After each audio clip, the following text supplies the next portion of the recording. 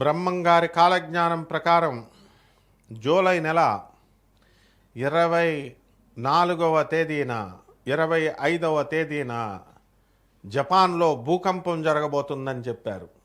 వచ్చిందా లేదా? జరిగింది. పోతులూరు వీరబ్రహ్మేంద్ర స్వామి వారు ఒక జగద్గురువు. ఆయన చెప్పినటువంటి కాలజ్ఞానంలో మనకి ఇప్పటి వరకు ప్రతి విషయం కూడా జరుగుతూనే వచ్చింది. మరి శని వక్రించి మనకి మీనరాశిలో ఉన్నప్పుడు రాజకీయ నాయకులు తిరుగులేనటువంటి మకుటం లేని రాజకీయ నాయకుల్ని తమ సొంత పార్టీల నుంచి గంటేస్తారు అని చెప్పారు. మమతా బెనర్జీని మరి కంచుకోట్లాగా ఉండేటటువంటి కలకత్తాని వదులుకోవాల్సినటువంటి వచ్చింది. తృణమూల్ కాంగ్రెస్ పార్టీని వాళ్లే ఆమెను బయటికి పంపించేయడం అనేటటువంటిది జరిగింది. ప్రజలందరినీ కూడా బాగా నిరంకుశంగా పరిపాలించి నియంతృత్వ ధోరణితో వెళ్ళినటువంటి వాళ్ళందరినీ కూడా చెప్పుల దండతో వేసి ఊరేగిస్తారు అని బ్రహ్మంగారు చెప్పారు కాలజ్ఞానం. అలాగే జరిగింది. ఇప్పుడు తృణమూల్ కాంగ్రెస్లో ఉన్నటువంటి రాజకీయ నాయకుల్ని వాళ్ళు బీజేపీ గవర్నమెంట్ వచ్చిన తర్వాత మరి వీళ్ళందరినీ కూడా చెప్పులతోనే ఊరేగించడం అనేటటువంటిది జరిగింది.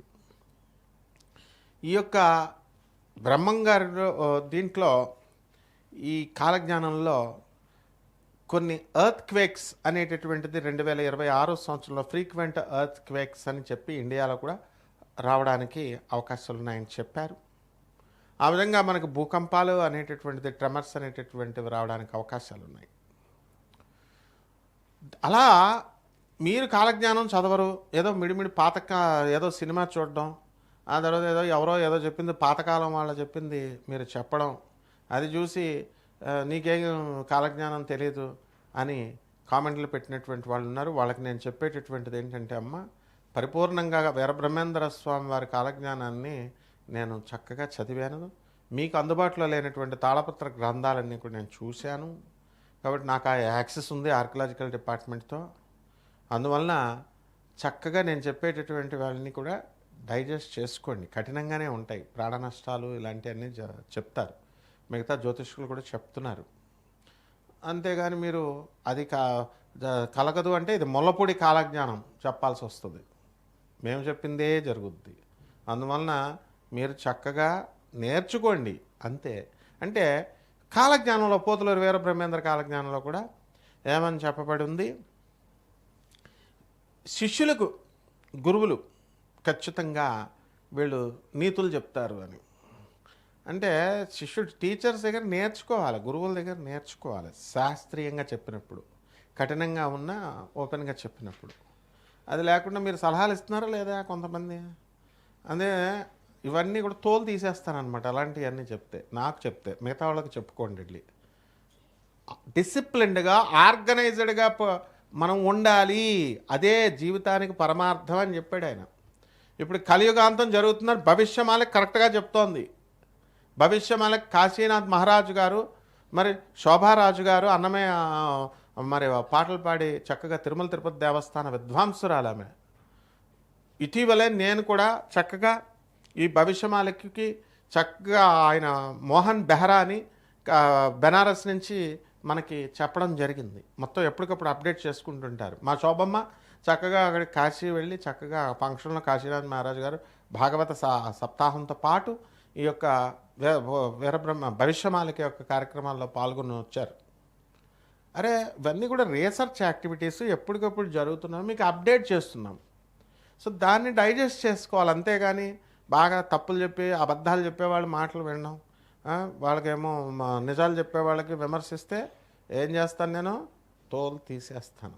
Because I'm a teacher, I'm a professor. Pothuluri Veerabrahmendra Swamy direct శిష్యుడిని నేను. కాబట్టి పోతులూరు వీరబ్రహ్మేంద్ర స్వామి అర్థక్వేక్స్ వస్తాయన్నారు, వచ్చింది. జపాన్లో వచ్చింది, ఇండియాలో కూడా వస్తాయి, మీ ఊళ్ళో కూడా వస్తాయి. కాబట్టి నో ఎగ్జంప్షన్. ఎవరైతే ధర్మ మార్గంలో వెళ్తారో వాళ్ళకు మాత్రమే ఎగ్జంప్షన్స్ అనేటటువంటివి ఉంటాయన్నమాట. నెక్స్ట్, ఈ యొక్క హెవీ రైన్స్ ఉన్నాయి 2026లో అని చెప్పారు. వర్షాకాలం వచ్చింది. జూన్ 25వ తేదీ జరుగుతోంది ఇప్పుడు. మనం వచ్చేసాం. మరి వస్తాయి. అండ్ పంటలు అనేటటువంటివి మొత్తం అంతా కూడా రైతు కంటే కూడా ఏజెంట్స్కి, కమిషన్ ఏజెంట్స్ ఎక్కువ సంపాదిస్తారు అని చెప్పారు 2026లో. సో టమాటా పంట, మిర్చి పంట ఎక్కువగా రేటు పెరుగుతుంది అన్నారు. ఆనియన్స్ పంట పెరుగుతుంది. కాబట్టి రైతులు నేను చెప్పేది విని కాలజ్ఞానంలో నువ్వు చదవలేదు కదా, ఎవడో ఏదో పుస్తకం పట్టడం, 4 పద్యాలు, పాతకాలం పద్యాలు పాడేయడం, గడ్డాలు వేసుకొచ్చేయడం, చెప్పడం, ఇది కాదు. ఇది రీసెర్చ్ అండ్ డెవలప్మెంట్ వింగ్. ఇది పోతలూరు వీరబ్రహ్మేంద్ర స్వామి ఆర్కలాజికల్ డిపార్ట్మెంట్ పుస్తకాలన్నీ, తాళపత్ర గ్రంథాలు అవన్నీ కూడా మా దగ్గర ఉన్నాయి. అవి చూసి చెప్తున్నటువంటి మఠం వాళ్ళే మమ్మల్ని సంప్రదిస్తూ ఉంటారు. ఆ యాక్సెస్ మనకుంది. కాబట్టి ఈ భూమి యొక్క రేటు డౌన్ అవుతుంది 2026 సంవత్సరంలో. మనకి తెలంగాణలో రేవంత్ రెడ్డి గారు క్లియర్గా ముఖ్యమంత్రిగా ఉన్నప్పుడు రియల్ ఎస్టేట్ని ఆయన చక్కగా చూస్తున్నప్పటికీ కూడా ఆయన రేట్లు పెరగట్లేదని స్వయంగా ఆయనే ఒప్పుకున్నారు. ముఖ్యమంత్రి ఒప్పుకున్నారు. ఆఫ్టర్ ఆల్ మీరంతా. తర్వాత మూసీ నది దగ్గర నదుల ప్రక్షాళన జరుగుతుంది అన్నారు. మన రేవంత్ రెడ్డి గారు చక్కగా మూసీ నది ప్రక్షాళన చేస్తున్నారు. ఎవ్వడైనా సరే, వాడెంతటి మనగాడైనా సరే, నది చెరువుల దగ్గర కొట్టి పడేస్తాం హైడ్రా అన్నారు. ఇలా జరుగుతాయి. నెక్స్ట్ ఇక ఈ బంగారము రేటు పెరుగుతుంది, వెండి రేటు పెరుగుతుంది అన్నారు. బంగారం కంటే తో సమానంగా వెండి, రాగి, రజతము ఇవన్నీ కూడా పెరుగుతాయి. సో బంగారము డౌన్ఫాల్ మధ్యలో అయినప్పటికీ కూడా 1.8 అంటే 1,80,000 రూపాయల వరకు వెళ్ళిపోయినటువంటిది నేను క్లియర్గా ఈ నెలల్లో, మార్చి నెలల నుంచి ఇక్కడ వరకు వార్స్ జరుగుతాయని చెప్పాము.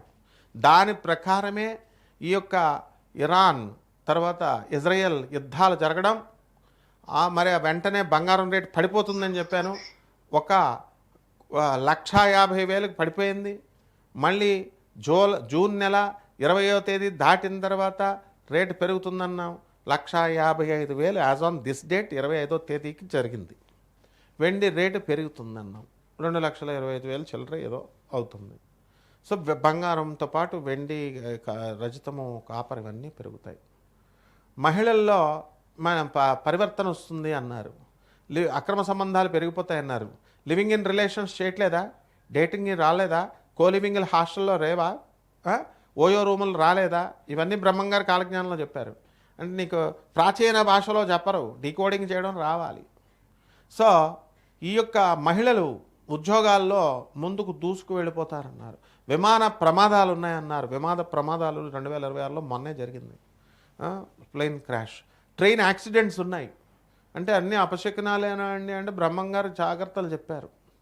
కాబట్టి రావి చెట్టు కళ్ళు తెరుస్తుంది అని అంటే ఒకళ్ళు పెడతారు, నీకేం తెలియదు. ఏం తెలుసురా నీకు అసలు కాలజ్ఞానం గురించి? జెనెటిక్ జీన్స్ ప్రాబ్లం వల్ల చెట్లు అనేటటువంటివి ఇలాగా కళ్ళు తెరిచినట్టుగా వస్తాయి అన్నమాట. బొబ్బాస్కాయ వినాయకుడిలాగా ఇలాంటి వింతలు అనేకము జరుగుతాయి అన్నారు. వేప చెట్టు నుంచి పాలు వస్తాయి అన్నారు. జరిగింది ఇవన్నీ కూడా. బట్ ఇంకా అనేకమైనటువంటి విషయాలు బ్రహ్మంగారు చెప్పారు. మనం ఒక కాన్సెక్యూటివ్ సిరీస్ లాగా మనం తెలుసుకుందాం. శుభమస్తు.